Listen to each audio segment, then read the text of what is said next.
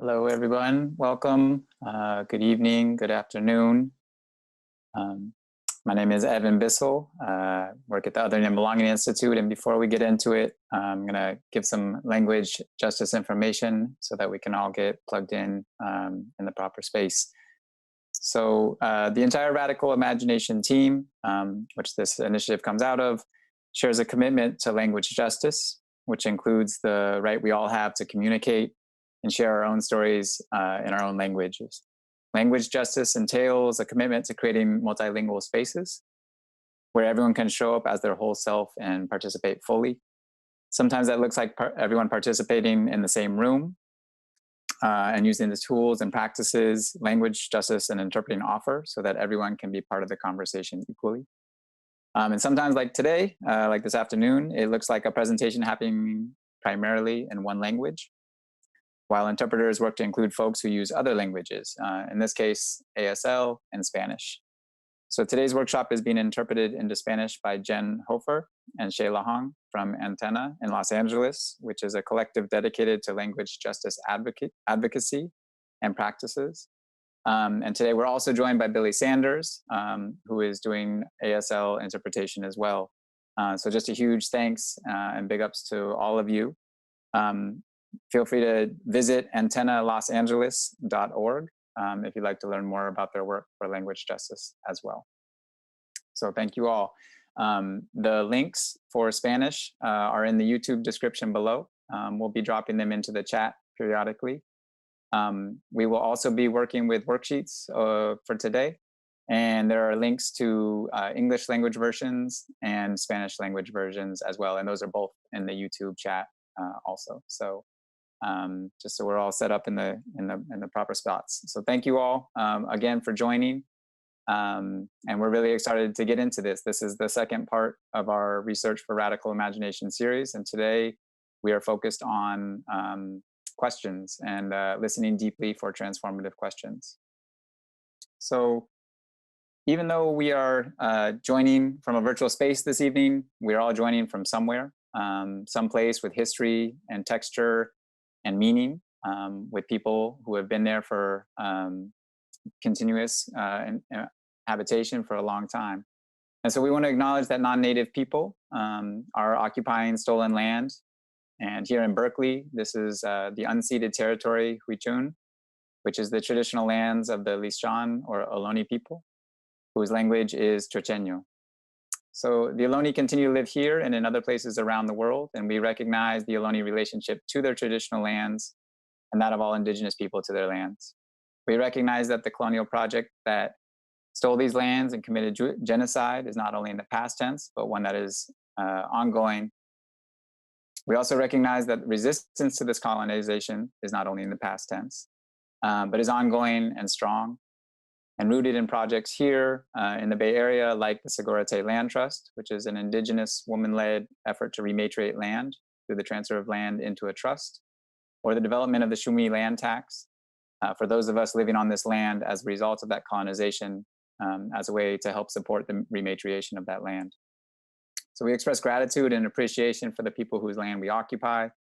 We stand with efforts for sovereignty and self-determination. And we'll invite you to add in the chat the names of indigenous peoples whose traditional lands and unceded territories you are joining from currently this afternoon or this evening. And we'll drop a link in the chat as well if you'd like to do a little research on that or don't know it.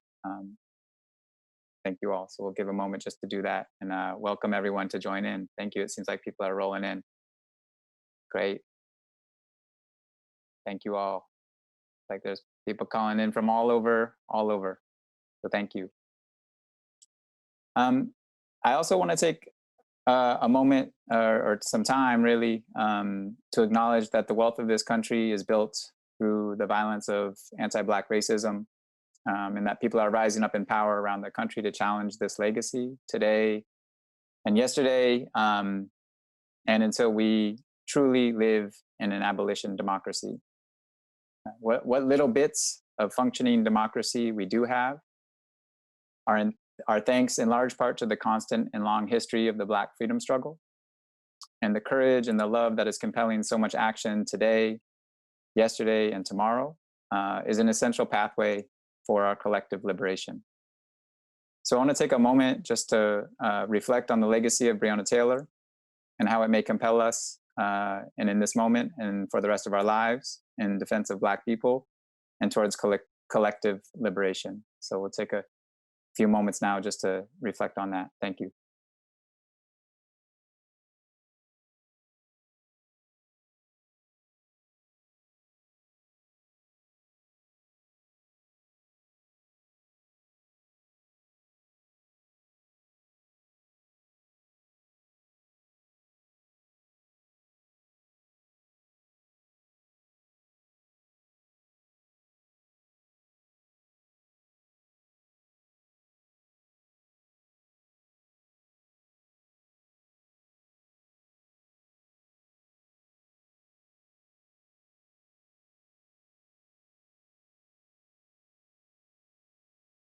All right, thank you.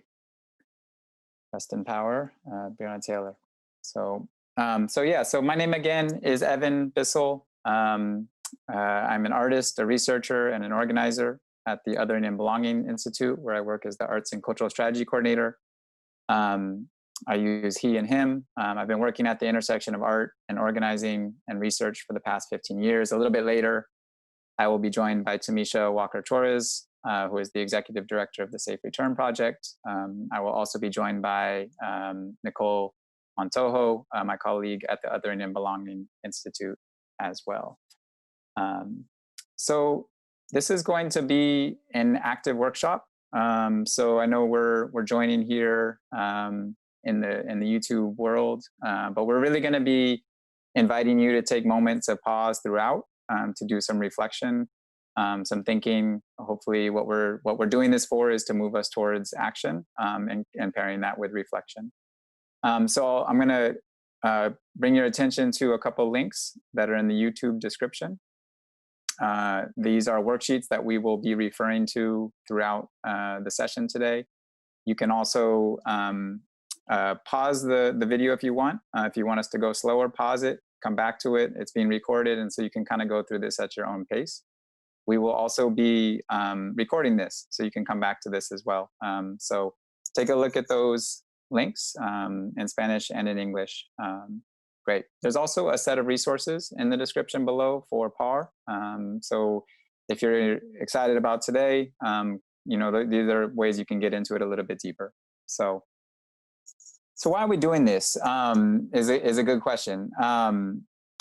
Why this initiative is bringing together, it's called Radical Imagination for Racial Justice, which is an initiative of the CERDNA, a program of the CERDNA Foundation, and we are working with the Highlander Research and Education Center and Southwest Folklife Alliance to support artists around the country who are working to advance racial justice at the level of systems and structures. So why are we partnering researchers with artists to do this work? I think for me, my background is really as a community-based artist. And I really came to see the work that I was doing as an artist, the stories, the visuals, the rituals, the relationships that came through that process as a process of inquiry. And so as I started to dip into participatory action research, I saw how the formalization of this practice of inquiry could really help strengthen the power of the creative work in multiple sectors. So like Alan, who's the co-director of the Highlander Center, shared last week in that session, which you can access in the YouTube link below as well. You know, we come at this from a view that knowledge and information are forms of power. And a key to thinking about this is whose knowledge is made actionable. And artists have a particular way of advancing racial justice, of providing radical and nuanced analysis and knowledge that we believe can advance racial justice at systems. And again, how is that knowledge made actionable? So for me and for many others, PAR has been a key way to bridge that. Thank you. I will slow down a little bit to our language justice team. Thank you for the reminders. And so this is the work we are doing, bridging the knowledge generated in artistic practice and organizing and cultural organizing with research to shift power in multiple sectors.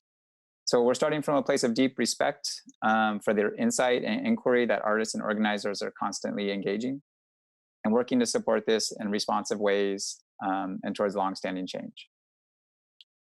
So in this workshop, we're specifically focusing on questions. Questions have a unique power to shift our worldview, right? This is why the questions of kids are kind of always causing us to reorient or rethink how we see or perceive reality. And artists are similarly question posers. Questions are also at the heart of PAR. And so we're going to get into this a little bit more deeply as to how the question posing and the question development process can make our work more responsive and powerful to the communities and the people that we care for and that we work with. So we're going to start with a quick activity and just a reflection and this is building off of the workshop from last week, thinking about we have a lot of the tools of analysis already in our lived experience and in our ways of perceiving and engaging the world already, right? PAR is really grounded in reflecting on this existing experience, asking questions about that experience, and then noticing patterns that come out of that. So from these insights, emerge nuanced and powerful ways of understanding larger systems. So the Colombian participatory action researcher, Orlando Paz-Bordas, was having a conversation during some of his work with a fisherman who raised the idea of sentir pensar, or feeling thinking, as a way to describe the types of insights or the types of analysis that were coming up and that they were sharing together in some work that they were doing. And I offer this idea of sentir pensar in this space to think this is partially also what artists are constantly doing. We're bringing forward feeling thinkings that allow us to perceive and analyze systems as a whole on multiple levels simultaneously. So just as a quick reflection, what we want to do is think about your morning routine today. And your morning routine, sometimes it's the same every day. Maybe it's different every day. But we want to ask you to think about what are some questions that you don't usually ask about your regular routine that you could ask right now. So maybe this is about the materials that you use, like where did the rubber come from on my shoes? Maybe it's about where does the water go when I flush my toilet? Maybe it's why is there a place where I can get coffee on the corner of my street? Or why is my kid feeling extra sensitive today? So whatever comes up for you, and just asking questions about the regular routine you're engaged in today. So we'll take 2 minutes. And then if you could just share out some of those questions that come up in the chat so we can see where we're all coming in from. Thank you. So we'll take 2 minutes just to do that.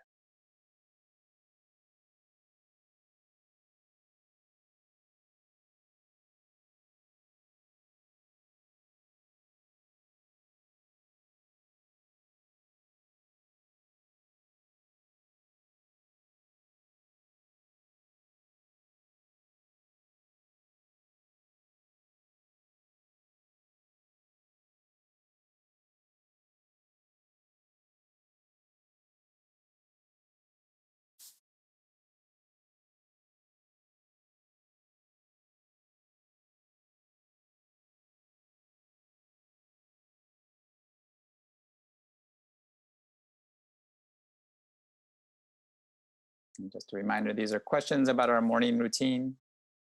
The regular routine that we don't usually get to ask more questions about. One I like is where does the water go, or whatever it is when I flush my toilet in the morning.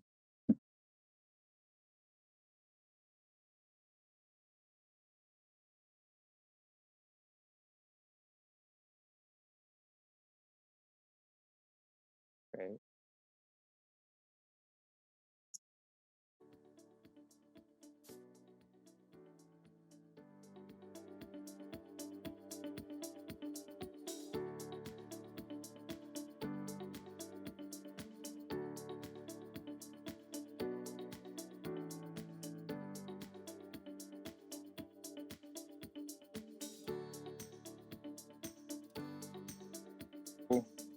Thank you all for taking that small moment of reflection. If anyone would like to drop in any questions that came up in reflecting on your morning routine, get the chat moving and we can be in conversation with each other there. That would be great. Thank you. All right. Let's see, what do people have in here?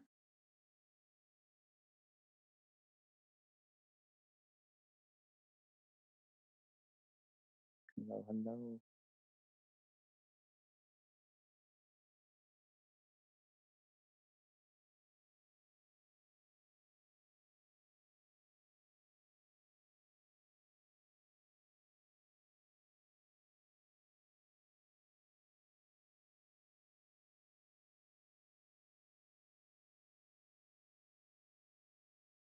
Okay, so it looks like as people drop in, we can keep dropping them in, but I'm going to keep us pushing along. Yeah, we'll keep moving with it. So Dwayne, if you could bring up the first slide, we're going to get into a little overview of the workshop, and then yeah, go from there. Thank you.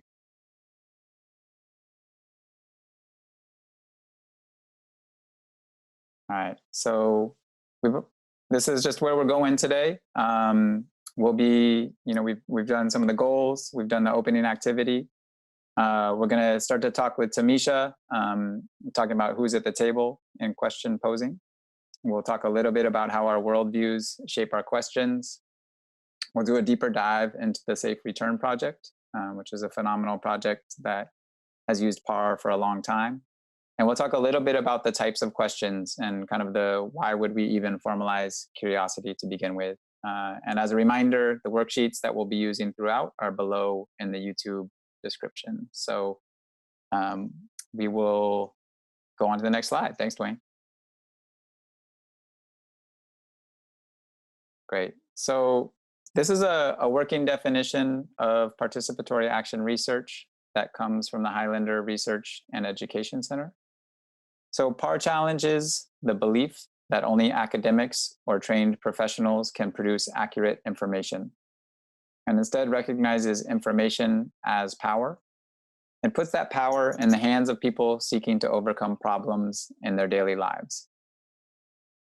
PAR is a collective process of investigation, empowerment, and action, meaning this is not something we engage on our own. And there's a reason why we'll get to that later too. And it's also that the people most affected by the problems, sometimes with the help of experts, share information and knowledge, investigate and analyze the issues, and ultimately act together to bring about meaningful long-term solutions. So this is a great definition that Highlander has been working with for many, many years and has led to some beautiful and powerful work across the country, and particularly in the South. And so we'll be working with this kind of as a grounding place today. So we can go to the next slide, Dwayne, thanks. So key within this, again, and within this framing, is that knowledge and information are forms of power. So this comes from a racial justice lens in the sense of when we ask what knowledge is valued, how is that knowledge generated? And then lastly, which is a key part of participatory action research, is what knowledge is made actionable.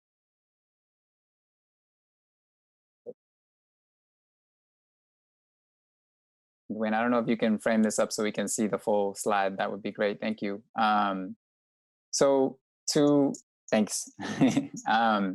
So within question posing and the development of questions, really thinking of this coming first from a process of listening. So I want to just share two principles that come from groups that do maybe not formalize participatory action research, but use listening very carefully within their work to fight inequality and oppression in different ways. So the first coming from the Zapatistas, which comes from the sixth declaration from the Lakandan jungle, which is what we're going to do is listen to your thoughts. And then secondly, from the Allied Media Network principles, which is just that we begin by listening. Right. So in this deep practice of listening is the opening for really thinking deep about our questions and the questions we pose and how they can be transformative and provide different insight into the systems that we're experiencing, right? Going back to this idea of senti pensar, that the questions that we are able to pose are rooted in what we're able to pick up through our different awarenesses, whether that's listening or other forms of intake in that way, not just listening as through our ears.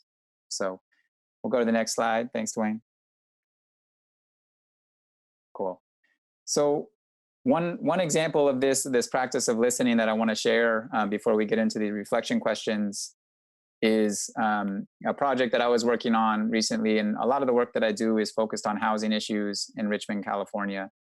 And the project that we were working on was a poetry project around the experiences of displacement for people living in Richmond. And one of the co-researchers, Sierra Jave Gordon, we were developing a series of poems about this. And Cece's work was focused out of her own experience and kind of thinking about her own family's experience in relationship to this. But in the development of her work, she started doing interviews and working with the interviewees to develop the questions that they would collaboratively use to create interviews across a group of people. And so this process of listening first and kind of co-developing questions in that process opened up a whole new set of questions. And so the scope of the book of poetry really deeply expanded from it not being just about her experience, but also incorporating the questions that were coming from the co-researchers and the collaborators that she was working with. So what we're going to do right now is just ground a little bit in the issue that you are impacted by or working on currently, and then your goal in doing this work. And we're going to use that as we move through the rest of the workshop today. So like I shared, most of the work that I'm doing right now is around housing in Richmond and displacement and development activities. And our goal in that work is to create community-controlled development processes and opportunities for action to prevent displacement of low-income people of color in Richmond, California. So we'll take a minute now. If you could just jot down what is the issue that you are impacted by or working on currently, and what is your goal in doing this work.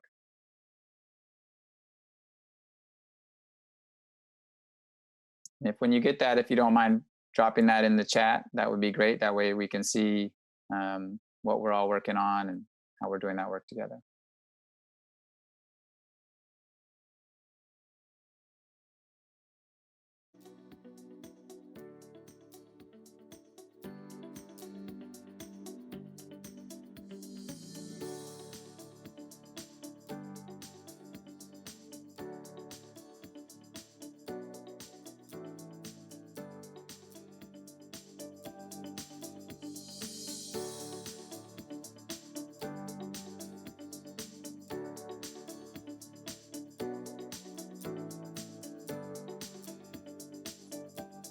All right, so thank you all, and feel free to drop those in the chat. I'm starting to now see in the chat just some of the great questions that were coming up from this morning.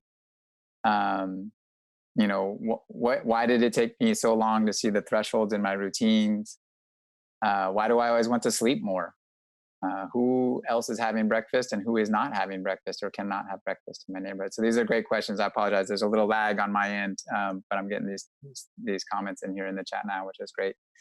So if folks could drop in issues and goals that you're focused on, and we'll continue to build off these for the rest of the time. So, all right. So great. Now I get the pleasure to introduce the amazing Tamisha Walker Torres, who's going to be joining us. And Tamisha is, how do I say, one of the most incredible organizers that, you know, and really researchers that I know. Tamisha is a founding member and the executive director of the Safe Return Project. She's also running for office currently. But, you know, we're not going to talk about that right now. No, we can. But Safe Return Project has been responsible for some amazing work in the decade that they've been around. They passed the most progressive ban the box legislation in the state when it came out. They created the first fair chance housing ordinance, which is essentially ban the box for public housing and affordable housing. They were a key player in fighting down a jail expansion in Contra Costa County, not one time, but 2 times. So, you know, big ups to them as well on that. They've also been really central in unseating a reactive and longstanding district attorney who it was time for that person to move on in their professional career. And they've just generally transformed the narrative around formerly incarcerated people in Richmond. and created dignity and space around this work and around this issue. So thank you, Tamisha. And yeah, how are you today? Thank you for having me, Evan. It's always a pleasure to do work with you and other belonging. I'm doing well. I was thinking about the question you asked about what were you thinking this morning, and I was wondering, why do I prefer ice water over lukewarm water? Which is probably a weird question to try to analyze for myself. But yeah, today it's somber because Black people and people in dark bodies continue to suffer, and so I'm always trying to be conscious of how, in a lot of ways, how I'm blessed, and in a lot of ways how it's a burden, having to always fight for liberation, and so just trying to hold up. Thank you, Tamisha. Well, so we're going to get into it in a second. And at this moment, we're talking a little bit about framing questions within participatory action research and why a collective process is so key here. And so, like for myself, when I first started creating art, kind of community-based art projects, the question was often coming from me as an artist researcher, right? And then I was kind of setting the table and bringing people to that table to participate with me in answering that question. But that's not what PAR is. And I think it misses some of the power of what PAR is as well, right? Because the questions that we ask really set the direction of the research and what kinds of things we're going to answer. And so I bring up these images here because for me, this is a great visual metaphor for like the question of how do the questions we ask, how do the different perspectives we bring to this work combine at different points to create a new body or a new visible presence, right? And so this is a sculpture by the artist Antony Gormley. But what I think of it sometimes is like, if in a participatory research process, each one of us is one of these little sticks, somewhere those sticks are overlapping, right? And they're starting to create that form in the middle that we're then able to create a more complex and nuanced understanding of this. And so, that's what I love this visual for that, because it reminds me of this process within PAR of kind of having to constantly ask, who is at the table when we do the question setting stage of this work, right? Which is potentially one of the most important pieces of this work in general. So, within your work, Tamisha, who was at the table for the process, and how did you get them involved in that research component, and why were they the ones at the table? So, as a co-founder of Safe Return and now the executive director, in my experience, the first person that had to be at the table was me, as a directly impacted individual, impacted by incarceration and criminalization. And so, because that's been my total experience around PAR, I think what we do in Safe Return is we are very intentional about making sure that communities closest to the pain of the issue that we are trying to address are first at the table. And then we kind of go outward from there. So family, friends, community, but the center are really folks most impacted, and that is for me, that's first, or else the research doesn't move forward with Safe Return. Great. And as you started to do that and kind of work out from that place, like, how did bringing in those different viewpoints at the table, how did it, how did it strengthen the research for you or the process? I mean, you were saying you start from the self, but you brought more people in, right? And so how did that kind of expand the question posing and what you're doing there? Yeah, I think we had our firsthand experience with reentry and a lack of resources and being able to re-enfranchise back into society. And so what I think was that the first questions came from us. And the first questions are always like, why and how, those kind of questions. And then we were able to look at, well, what is strategic questioning, and able to review, open-ended questioning versus like, multi-answer questions. And just, it was very heady originally, but then the questions started coming to us about, how do we feel about things? What would we like to see available? What would life have been like for us had what we were imagining in our own mind had it been available? And then we branched out from us, and it's like, well, how are others feeling? Like, what are the questions we need to be asking others around, like, in their imagination, what needs to be available, or how they could have been successful, or what are they struggling with right now? And so it was a very lengthy process. I think we went through maybe 5 examples of our questionnaire, and then we ended with like 100 and some odd questions. And it was really based on what we were currently experiencing, the questions we were asking ourselves, but also questions we felt like we would want somebody to ask us if we weren't already involved in the process. And then it was just amazing to get out there and survey other directly impacted people and find that that it was that they even felt like they wish they had been asked those questions a long time ago, because the system might look different. Yeah.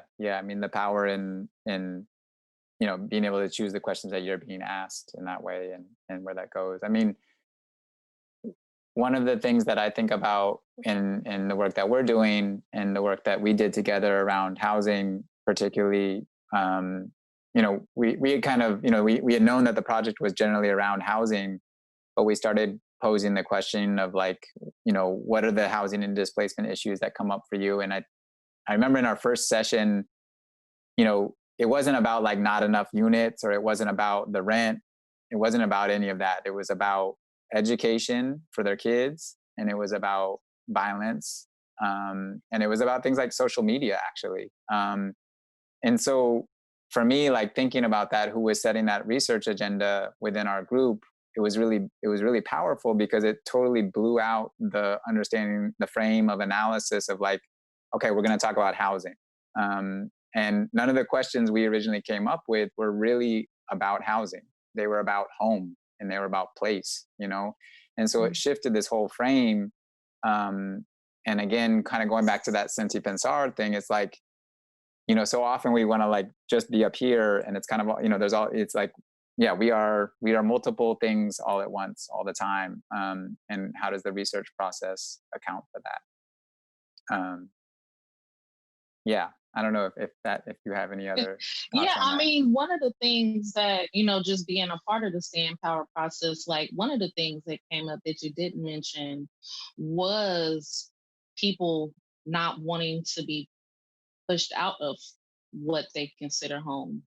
And the other thing that came up was like the fear of having to leave, but then the devastation of how many people have already gone. And so there was like a story around like healing and reconciliation that hadn't happened, because families are now like separated. And then the stories of just like what it meant to be in community started to creep up as well in that process, around knowing somebody's grandmama's uncle's cousin, brother, everybody being family, like that rose to the top as well. And I think that's where you start to get to the core issues around place. And for our research of Safer Term, one of the issues that came up, and we didn't really dive deep into it, was this idea of wanting to be a part of community or feel accepted or valued, as if we had something to offer if given a chance. And those were intentional questions that we wanted to put in the survey. And I think it was out of our own curiosity of wanting to know if other people felt, cast out like we did. And it turned out folks did want to give back, but felt like they were being restricted from doing so. Yeah, it makes me think about, just I mean, thinking about these worldviews, right, and how both our experiences, but also what we believe reality or our experience, or what do we believe to be true, shape the questions that we're willing to ask. And I always think about this question that we could ask a question to get the exact result we want, and sometimes that happens in research. But during this process, it's almost always you ask a question and the answer you thought you were going to get, you don't get. Yeah. But it's the best answer you would have gotten if you, it's like, oh, well, that's better than what I thought I was going to get. Yeah. No, I think about a question that DeAndre from Rise asked about, how many of us are not statistics?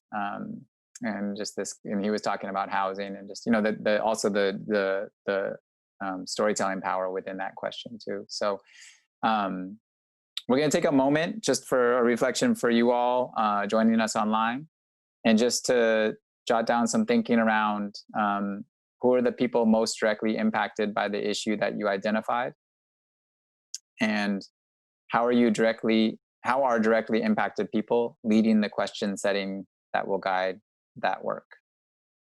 So we'll take about a minute just to do that, and then we'll come back to just kind of moving on. And you can always come back and redo this, pause us and come back.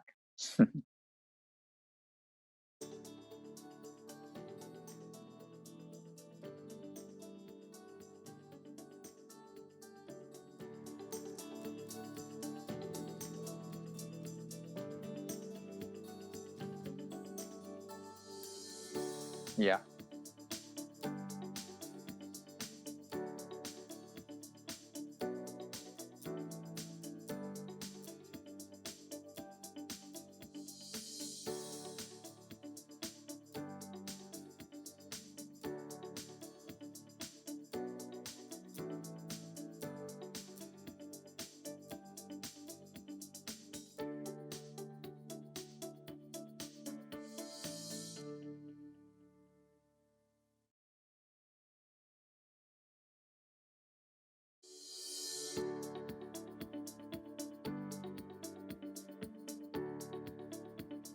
The question that we should be asking ourselves over and over again throughout the process, and thinking about also maybe who doesn't need to be at the table, which we didn't talk about, Tamisha, but I think that's another kind of question as well, right, as we think about this. So one of the things with questions is that they also reveal our worldviews. Our experiences are subjective. And I think one of the things that's beautiful about PAR is that it brings our subjective experiences into conversation with each other. And through that, we create, different understandings of the same thing, right? And so in doing this, we can actually destabilize, and I guess I should, in my experience, I feel like I'm constantly learning through the PAR process, because it's destabilizing the things that, my own worldview or what I might have grown up with.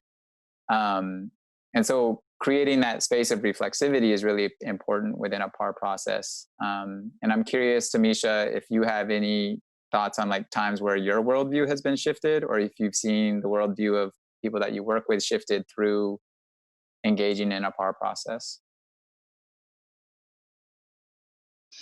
Yeah, I think in our work, it's almost as if more than 90% of what we do is narrative shifting. And it's really about challenging and tackling those dominant narratives that suggest that, for instance, nothing good can come out of Richmond. Nothing right? People who commit crime, any incident or offense, they're unworthy. There's no redemption. They once a criminal, always a criminal. Um, the just these dominant narratives that really hurt and harm our community's ability to be able to rebuild post incarceration.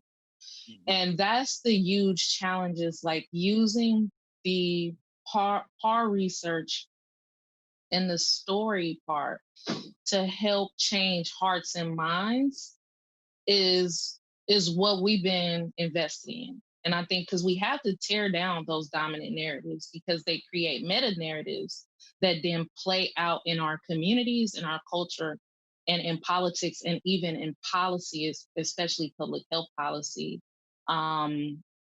And so that's kind of what I think about when I think about what are the stories that are being told, and how do we retell those stories in an effort to re-suggest a new narrative around who people are who are impacted by criminalization. And that's been us. And I think for myself, I think my worldview has changed such that everything is possible, that all things can be transformed, that everything is fluid, as long as we have like an idea of who, like this, I hear like the circle of human concern. It's like if we expand that, and how do we think more deeply about that? Mm. Yeah. Yeah.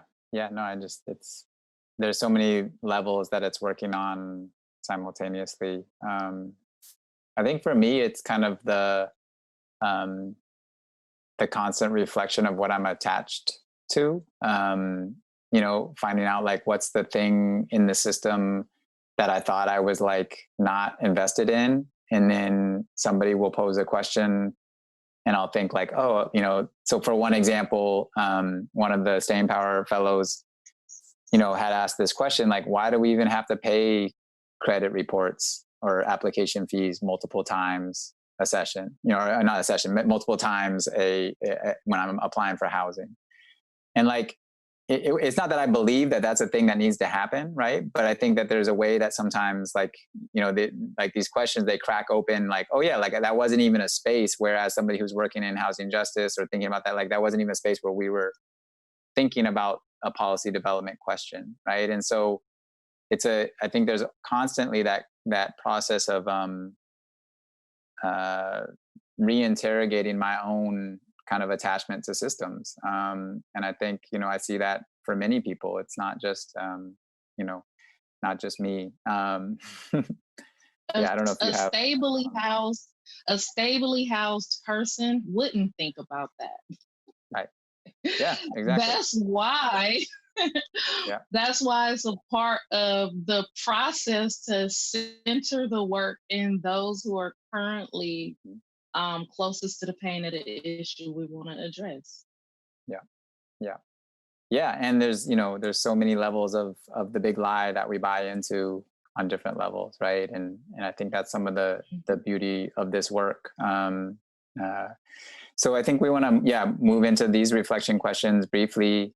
But it's hard to be reflective on our worldviews and our assumptions, right? Because we don't know what we believe we know, or it's hard to get space from that. So these are some of the questions that we use to help get some of that space to reflect on some of this. So the first one is, how has your thinking changed over time about this issue? So I can remember in relationship to organizing around the prison industrial complex, I can remember the first time I saw Angela Davis speak in 2004, and some of the questions she was posing around abolition. And so thinking about how that change happened then and what can happen, moving forward from there. Another question around, what's the big lie about this issue? and how have I bought into it, right? What is the big lie? And not just what is that big lie, but how have I bought into it? I think that's the trickier part, as we get into this, and that's what we get, through the collective process helps open that up. And then what's something people get wrong about your experience or your community? So again, we're not giving you enough time to fully dig into these, but we'll just give you another minute to kind of get into it and reflect on this. And feel free to add in the chat.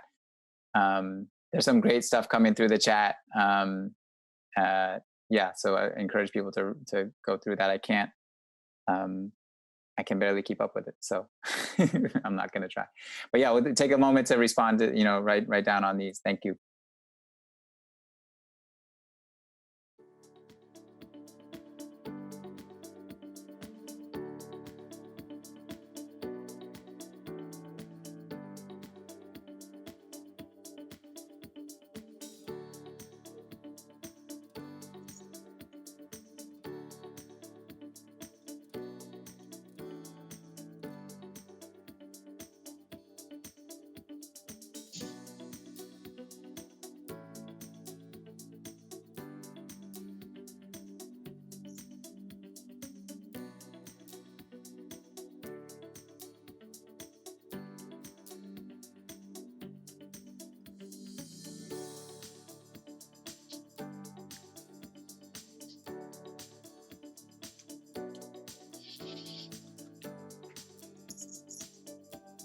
Cool. All right, Dwayne, if you could bring us back, that'd be great. And so we're actually going to bring Nicole Mantojo in to join us. And Nicole, thank you, Nicole. So Nicole's been monitoring the chat and the questions. And if you have anything, that's popping up for you that you want to share out from the group. Great. Hi, everyone. Thank you for dropping in your ideas and questions. And feel free to keep dropping them in as we go along. And I will do my best to keep track of them. And there's a little bit of a delay, but we'll do our best. So one question from Bob Leonard is, how do you enter into the conversation, especially if you're living in the grip of male white supremacy in a 150-year-old Southern institution, as we're seeking ways to transform the day-to-day practices that are so burdened by habits and assumptions of the institution's historic roots? How do you think about entering into that conversation, especially if you're positioned differently than those who are closest to the issue? Do you want to go first, Tamisha, or do you want me to?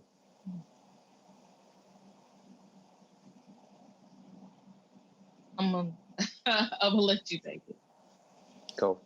I think it goes back to, in part, goes back to the last thing we were saying about, what is our investment in these institutions to continue in the way that they are right now. And I think that there's a lot of deep work that needs to be done to really dig out, our engagement and our investment in these systems as white men, or as people who identify as white men. And I think that's a key learning place to start from. And I think the question that I frequently get asked, or, that gets asked in all the work I do, is like, why are you here? Like, why are you showing up to do this work in partnership with my, with me, or with my experience in my community, right?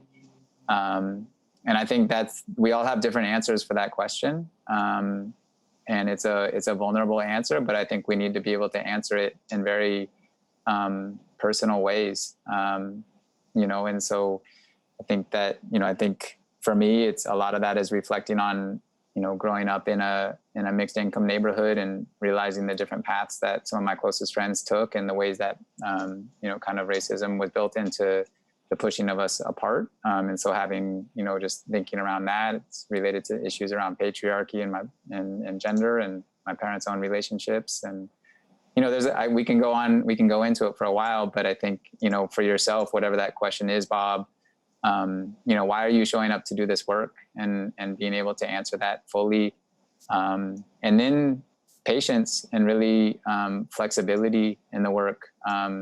What does it mean to truly be in relationship, and to be in relationship in a way where we're not asking for anything as a transaction, and being willing to share also the outcomes and the distribution of resources, and being willing to advocate for solid distribution of those material things when you're in the position, or if you do find yourself in the position to do that. So those would be some things I would share now.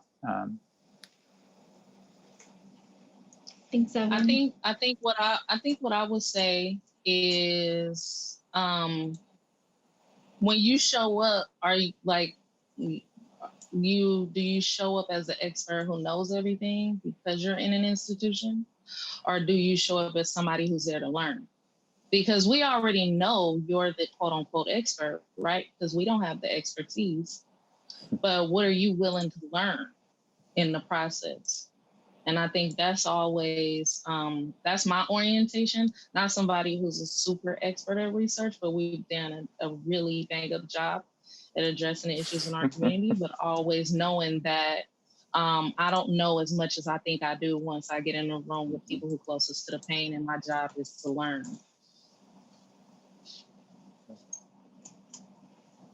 Great. I appreciate that.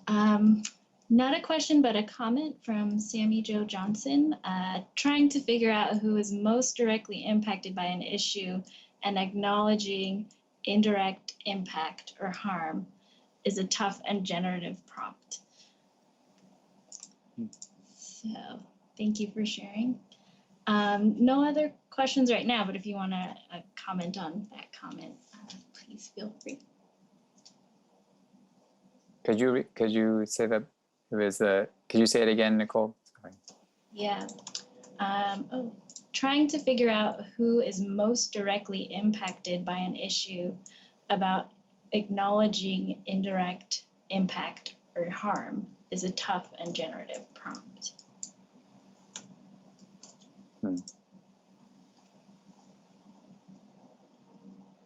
Yeah, I mean, I think some of what I hear, it's not necessarily about creating a hierarchy of impact. I think it's, there's ways that people are impacted by things in different ways, but it's also about not being humble and real in what that impact is, and so not trying to step into a space that is being held by people who do have a direct impact with something. And so I'm not sure. Yeah, I don't know. Tamisha, do you have other thoughts on that one?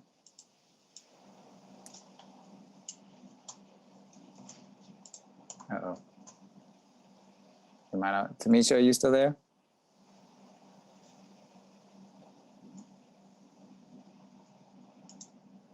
Okay, well, it seems like Tamisha unfortunately got, we'll hopefully have to call back in.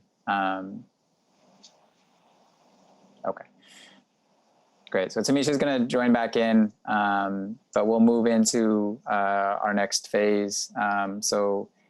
Thank you all for the comments and the questions, and seeing some of the goals and the issues that are coming up as well. And there's some powerful work that people are doing. So this next section, we want to talk a little bit about, the types of questions, and this idea of, why would we even formalize curiosity in the first place?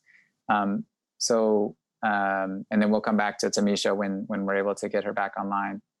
So, there's this classic quote that I was reminded of last week, that Selina, who will be presenting next week for Southwest Folklife Alliance, dropped in the chat last time about, when we were asking what is research. Research is curiosity formalized, which is coming from Zora Neale Hurston, is a great quote in that, she was an artist, was a researcher, and really had a deep practice in both.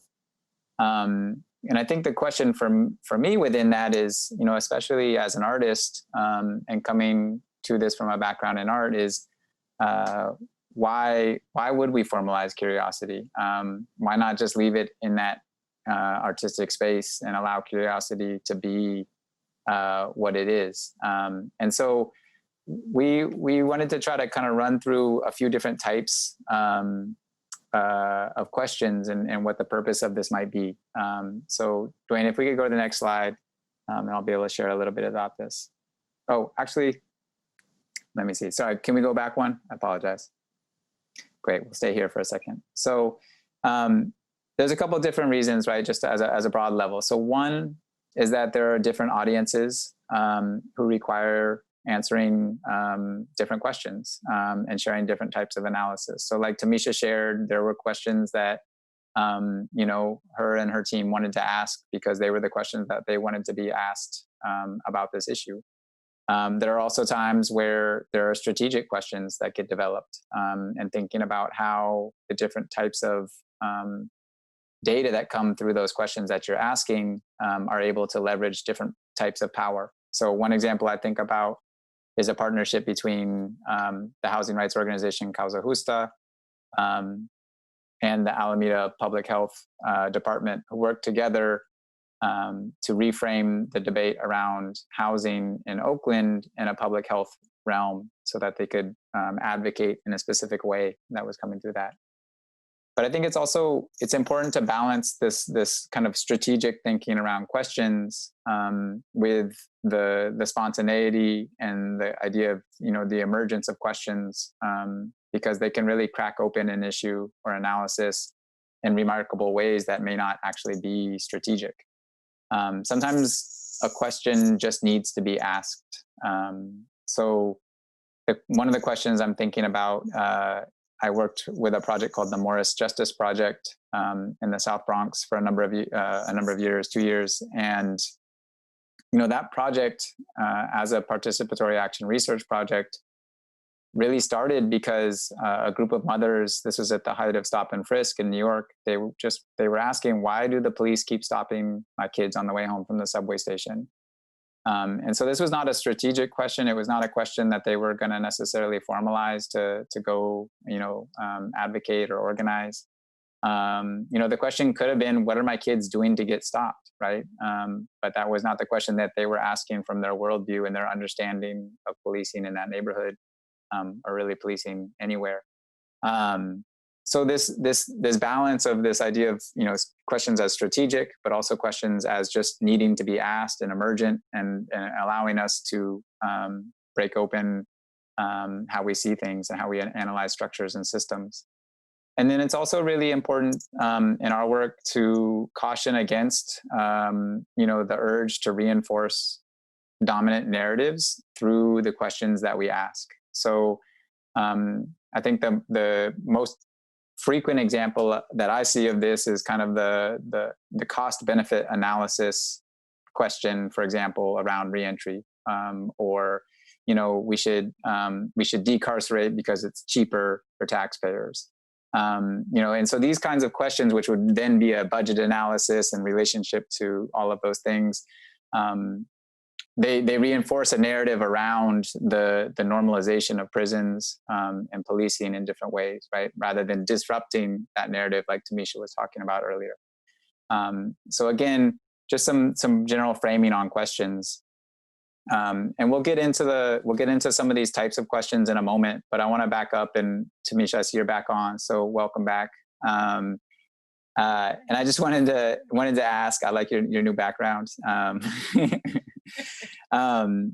Just wanted to ask, you know, Safe Return Project has done so much amazing work, and just thinking about the different types of questions that you all asked, and kind of, you know, what were the questions that these, you know, that you had to ask to get certain types of research answered, in doing what you do, and why you asked these questions in the way you did? Yeah, I think so. We're going through a research process right now where we're trying to address trauma that women, young girls, and non-binary folks experience before they reach a carcerous type of institution. And so we have a section on trauma, and the challenge was around a substance dependency section where questions like, how often do you use, right? So we were taking questions that a doctor would ask and saying like, well, what are the natural questions that a recovery specialist might ask around substance use? And so we pulled those up and then we put them in the survey. But as we went through them ourselves with some of our women, it didn't feel right. It felt intrusive. It felt dry. The questions just didn't feel right. And so what we actually did was one person said, well, why don't we not ask when was the last time they used? Why don't we ask why they use?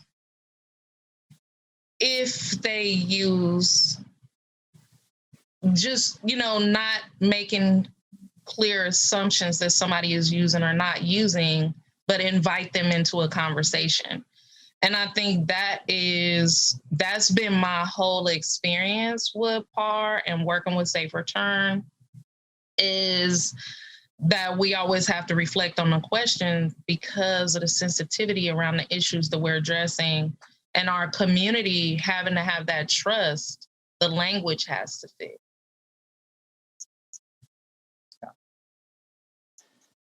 When we were talking the other day too, and I think maybe this is some of that coming up in some of this, is just the challenge of this and the rigor to rethink those questions in ways that are able to develop that trust, but also be respectful. The willingness to iterate and have somebody say, that question is not cool, and then reworking your questions or whatever it is. And I'm wondering if you could talk a little bit about just the challenge of the rigor of developing questions through a PAR process. And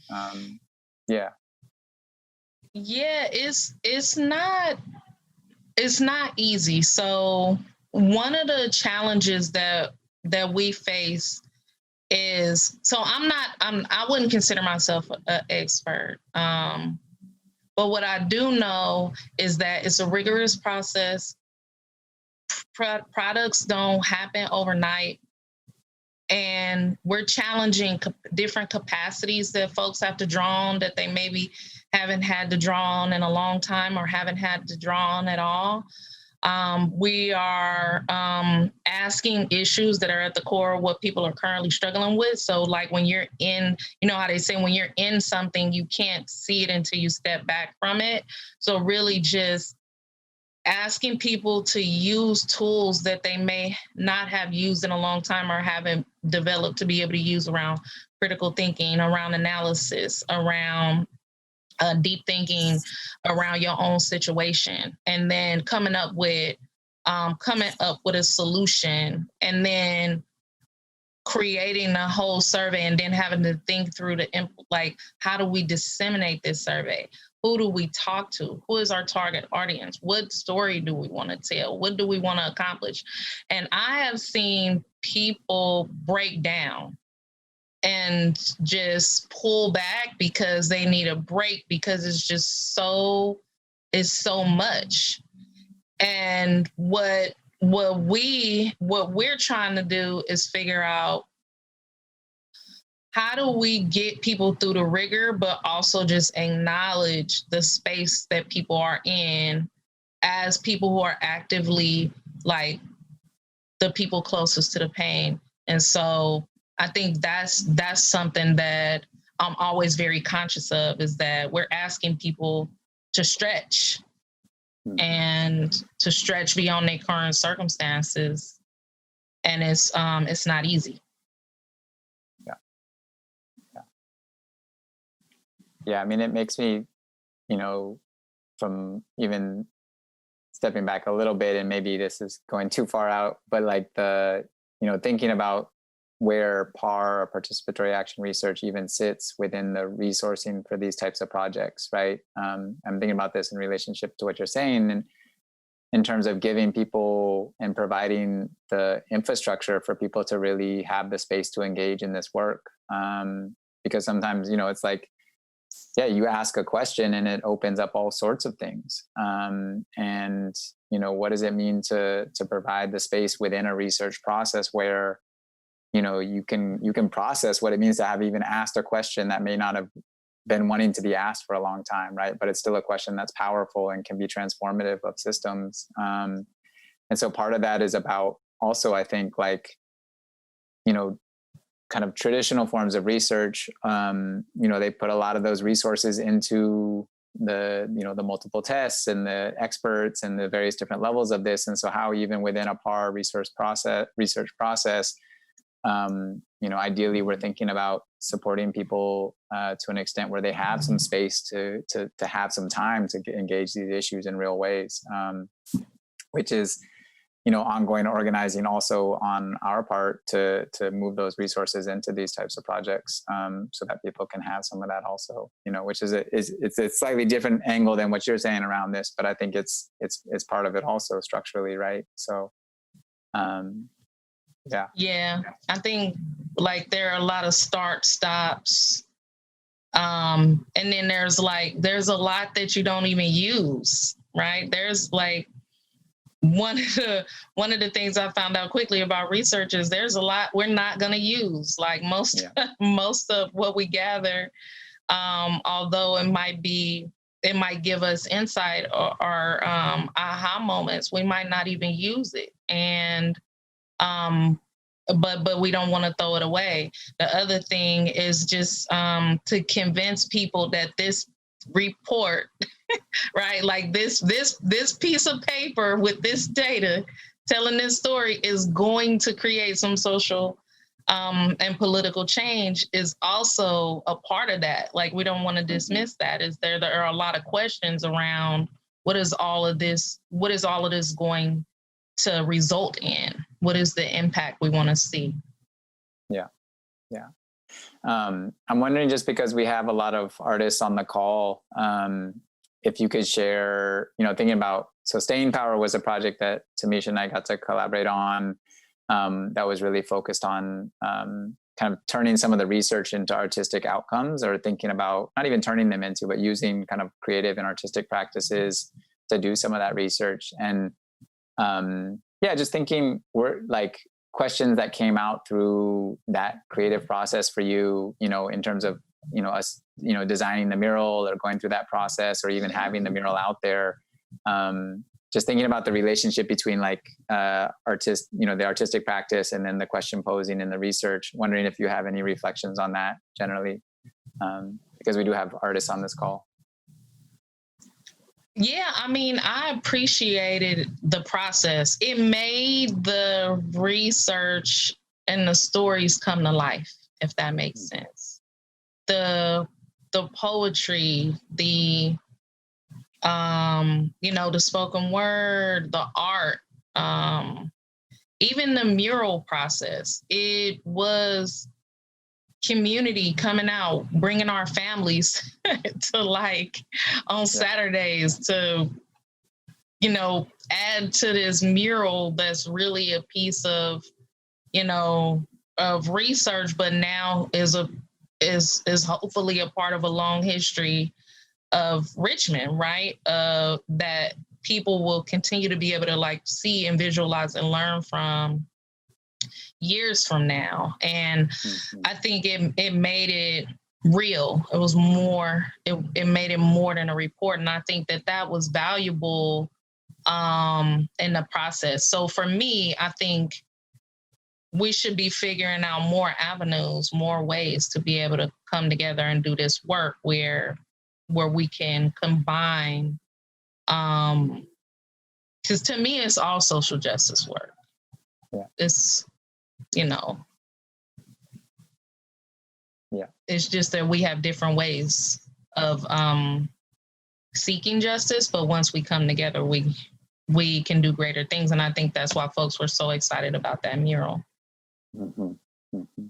Yeah, and I think that, like, for me, as somebody who's, as an artist, but also like researcher, who like, like thinking about the ways so often those collaborative processes that come through art are also very similar to a par process, right? And just the whole from beginning to end, really, in a lot of ways. Nicole, I think maybe to bring you on, if you have any questions, we could bring Nicole back on and just see if there's any questions from folks. Hopefully it doesn't bounce you out again, Tamisha. We've got one question from Selina Morales, and this is for Tamisha. What are some strategies you've used for getting through the rigor and meeting people where they are at? And she says, I think balancing urgent timelines and support for people's wellness is a challenge. It is a challenge. It's the biggest challenge. I think what I've been able to do is hone in on when I'm overwhelmed. So if I'm, quote unquote, the most experienced person in the room and I'm overwhelmed, then my folks must be overwhelmed, right? The other way that I try to be flexible around the rigor and amount of time that it takes to invest in this is that we also throw stuff out. I'm fine with that. Like in regular research studies, that might be a no-no for us. We might just say, can we do this? Or like, do we need to go back to the beginning? And I'm fine with that. Because if our folks burn out, get discouraged, don't feel like they are building capacity to achieve this task that they really are invested in it, who they are, their current situation. But then when they start to feel like it's too much, then sometimes we have to pull back. And I'm okay. I'd rather pull back and start over than steamroll forward and dismiss any trauma or triggers that might be coming up for folks around capacity.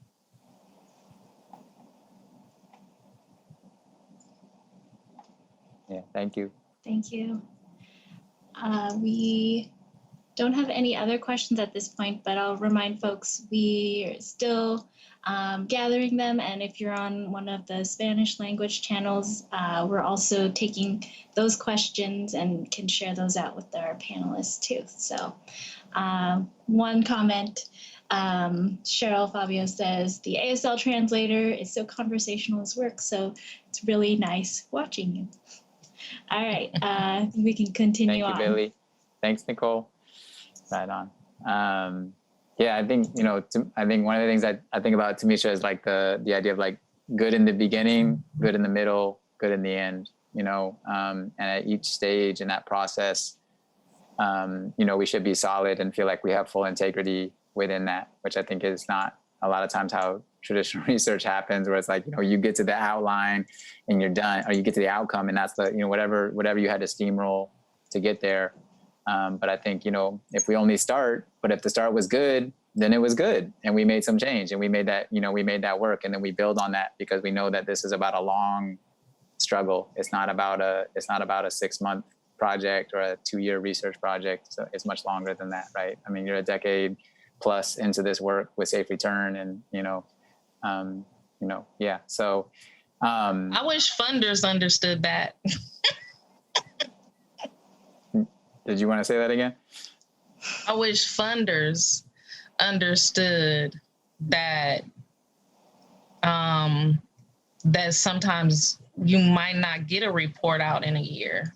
You might not even get it out in 2 years, depending on, what's going on in the community with the population of folks that you're trying to center in the work and the climate, social climate. And you might not be able to produce that report in 2 years. And then the real question, is it the report that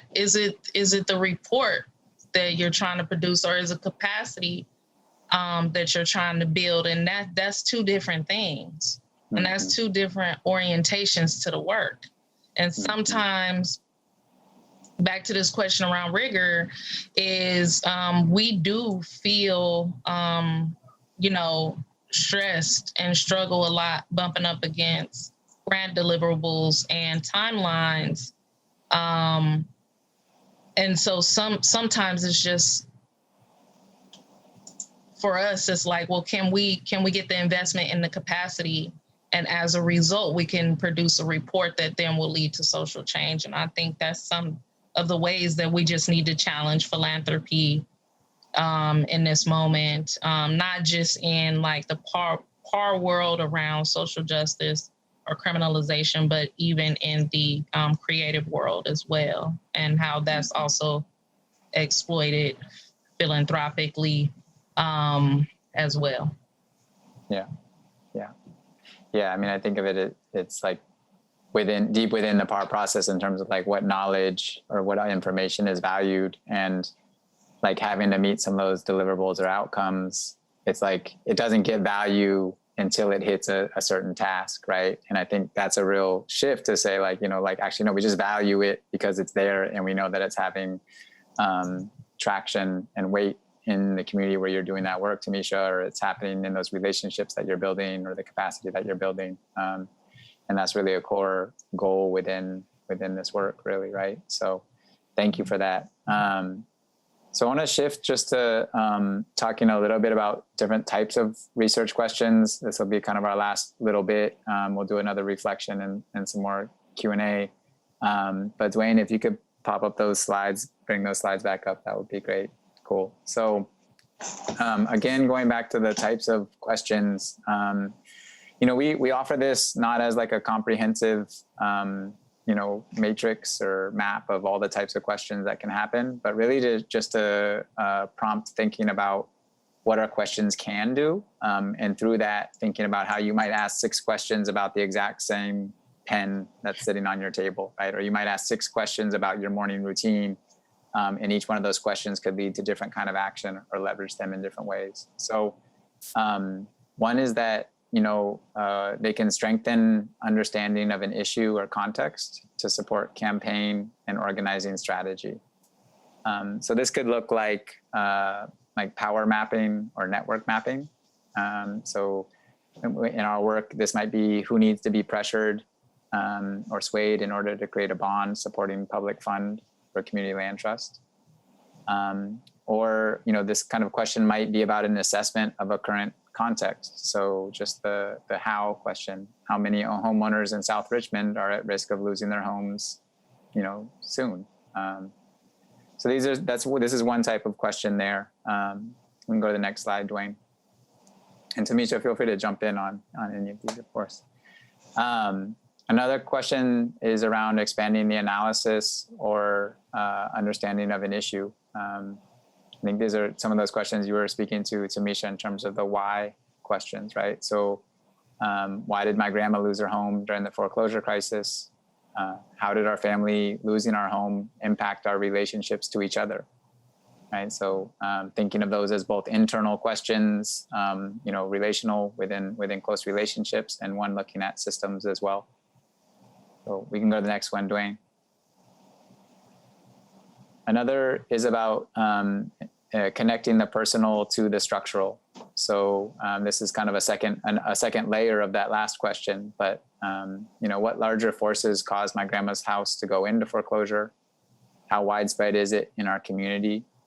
And what are the structures or histories that are responsible for this trend, right? And so thinking about one of the ways that, I think this is a really great way to, one of the ways to do this is a lot of times is timelining, asking, thinking about where we were at different points and how we connect those points and experiences at different times.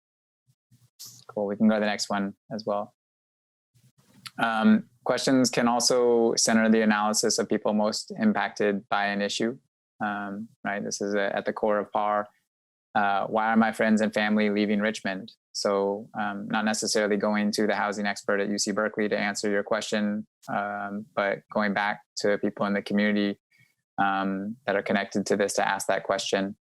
Or how can we better help each other stay in our homes, right? Knowing that, there are tools and strategies existing that are already being practiced, and how do we strengthen those as they are. Great, go to another one.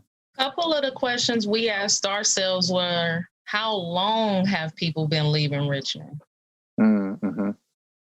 Yep. Even before the foreclosure crisis, I think, like that question came up in our process around, well, how long have people been leaving Richmond? And then the who, like who is impacted and who has been leaving and who is coming as a result of those who can no longer be, who are no longer here, can no longer be here. Right. Yeah.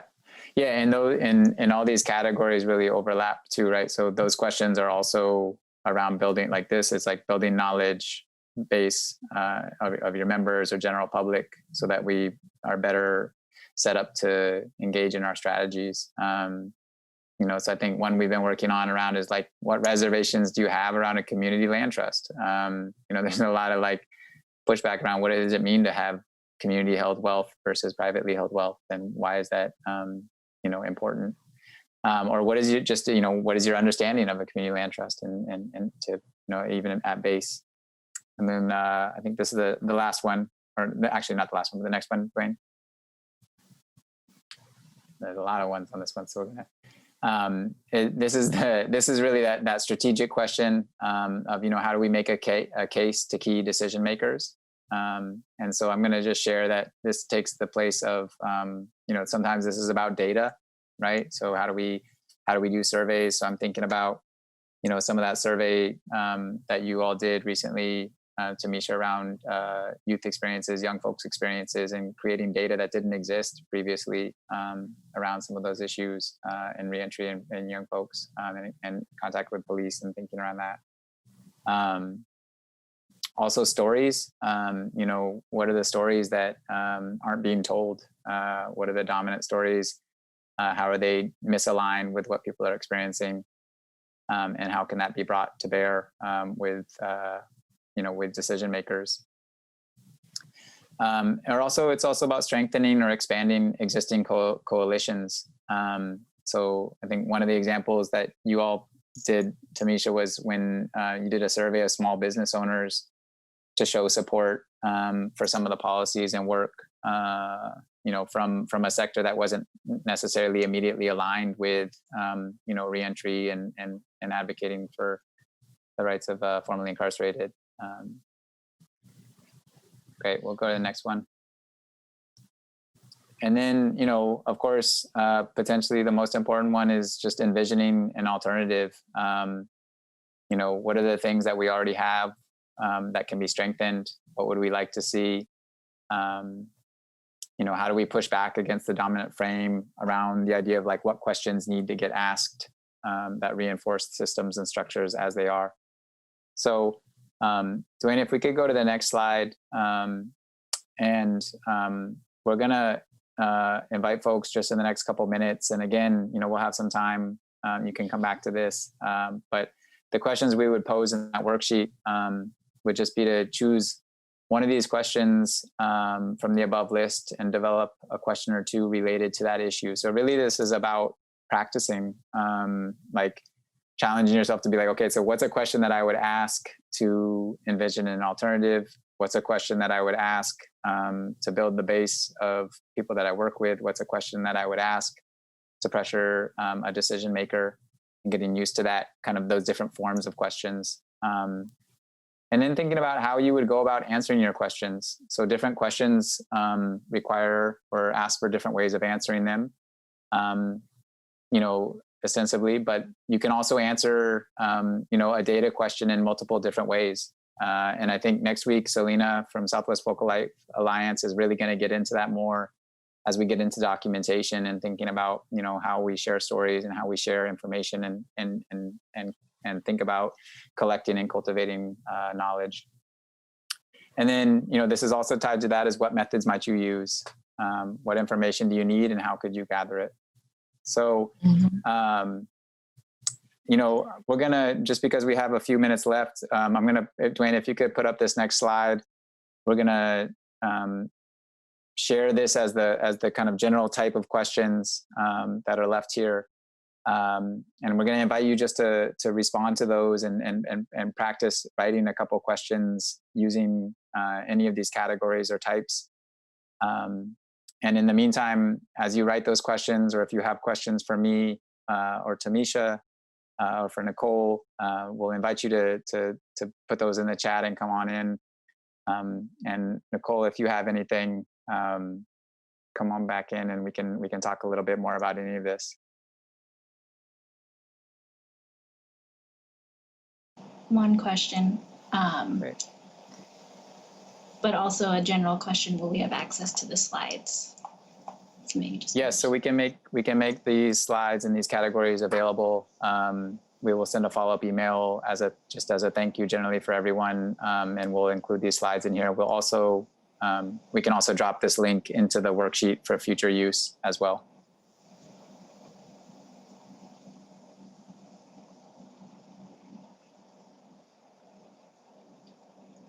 And so if there are no other questions or thoughts, we'll leave you all with this prompt to just practice your questions, practice your question posing, and remembering that I think from the original definition or the original working definition from Highlander, that this is a collective process, and part of what we're doing in this workshop is really just about practice, and that any questions that we come up with in this space would need to be brought into dialogue with the folks that you work with, cut up, reformed, put back together in that kind of messy process that artists and participatory action researchers get into.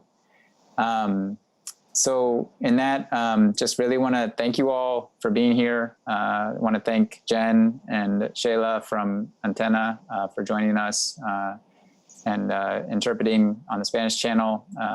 Big thanks to Billy Sanders for your work and interpretation ASL. Huge thank you, Nicole, for fielding the questions, and everyone who joined us today. And just, so much gratitude to Tamisha for the work that you do in this hour and a half that we've been together, but also just more generally that you've done for a long time, and just, for everything that you will continue to do. And really just,